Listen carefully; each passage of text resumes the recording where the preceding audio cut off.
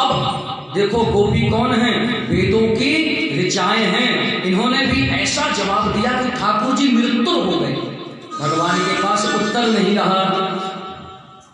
अब ये भगवान से एक प्रश्न पूछे, हाथ जोड़ करके गोपी बड़े भाव से कह रही, हे सरकार, मय्यवं विभोर हति भवान गति तुम नृशंसं संत्यज्य सर्व विषयान्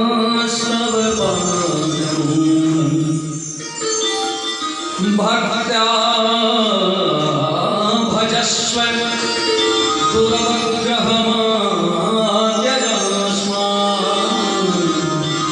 देवो यथादि पुरुषो भजते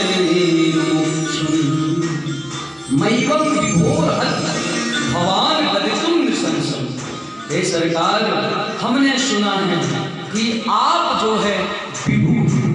देखो अब गोपियां बोल रही, वेदों की ऋचाएं बोल रही, इतना सुंदर भगवान से प्रश्न किए, भगवान भी विरुद्ध हो गए। कह रही है, ये बताइए, आप तो सर्वव्यापी हैं, आप इस संपूर्ण संसार के ही नहीं अपितु त्रैलोक्य के कण कण में विराजमान हैं। आप इस त्रैलोक्य के कण कण में विराजमान हैं, इस संपूर्ण सृष्टि के कण कण में विराजमान हैं। सर्वं खलुइदं ब्रह्म, सब जगह भगवान है। लेकिन तो जब आप अगर सब जगह विद्यमान हैं, तो क्या आप हमारे हृदय में नहीं हैं? आपको सर्वज्ञ कहा गया है। सर्वज्ञ माने जो सब कुछ जाने। आपको सर्वज्ञ कहा गया, तो क्या आप हमारे हृदय को नहीं जानते? आप हमारे हृदय को नहीं जानते। अगर आप हमारे हृदय को जानते हैं, तो आप ये भी जानते होंगे कि हम संत्यज्य सर्व विषयान् सर्वपादमूलम्, हम किसी विषय की कामना को लेकर के आपके पास नहीं आई, इस संपूर्ण विषय की कामना को त्याग करके आपके पास आई। आप इतना भी जान गए होंगे कि हम किसी विषय की लालसा से आपके पास नहीं आए। भक्ता भजस्व दुर्वग्रहमाद्यजास्मान् देवो यथादि पुरुषो भजते मुमुक्षुः। हे सरकार, आप तो आदि पुरुष हैं, आपसे पहले क्या संसार में कोई और पुरुष था? आप सब अच्छा। अब यहाँ तो बड़ा विस्तार से बोली, एक बहुत जोरदार बात बोली है गोपी।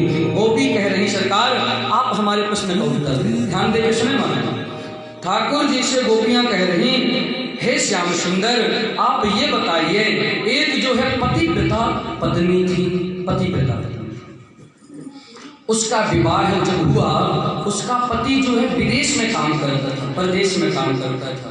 साथ में रहने के बाद कुछ दिन बाद वह परदेश जाने लगा, तो उसकी पत्नी रो करके बोली, मैं आपका विरह सहन कैसे कर पाऊंगी? आप जा रहे हैं, मैं अकेले, मैं जो है कैसे रह पाऊंगी?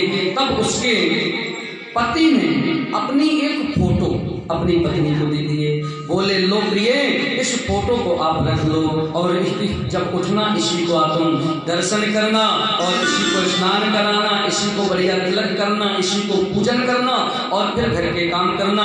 मान लो तुम्हारा पति तुम्हारे सामने है, तुम ऐसा करोगे तो तुम्हारा पति धर्म चालू रहेगा, और तुम्हारे मन में सदैव मेरा भाव रहेगा, मेरा स्मरण रहेगा।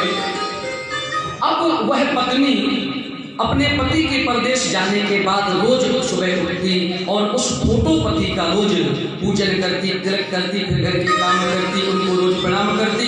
एक दिन उसका पति विदेश से घर लौटा। जब वो घर लौटा तो ध्यान दे, पत्नी फोटो की पूजा कर रही थी, अपने फोटो पति के सामने बैठे ओम जय पति देवा फोटो की पूजन कर रही थी। अब आप बताओ श्याम सुंदर, उसके सामने दो पति आ गए। एक तो उसका असली पति आ गया और वो दरवाजे में खड़ा है और दरवाजे से आवाज लगा रहा है, प्रिय दरवाजा खोलो। अब वो दरवाजा बंद किए अपने फोटो पति की आराधना में लगी हुई है। अब आप ये बताओ कि अब अगर वह बीच में ही अपने फोटो पति को की पूजा छोड़ करके यहाँ मतलब त्याग करे कि जाकर के वहां जाकर के जो आए हैं उनका सम्मान करे, तुरंत उनको अंदर लेकर के आए। भगवान बोले, अरे भोली गोपियों, आप इतना नहीं जानती, अरे फोटो पति तो तब तक था जब तक असली नहीं आया, अब जब असली आ गया तो फोटो की क्या जरूरत। तो गोपियां हाथ जोड़ करके बोली, सरकार वही तो हम कह रहे हैं कि संसार के जितने भी पति हैं सब फोटो पति हैं। आपके ही श्रीमुख की वाणी है कि जगत पति तो मैं हूँ, संसार के असली पति तो आप हैं। तो जब असली पति हमको प्राप्त हो गए तो अब हमको फिर फोटो पति के चक्कर में क्यों डाल रहे हैं। ध्यान रहे, ठाकुर जी निर्लिप्त हो गए।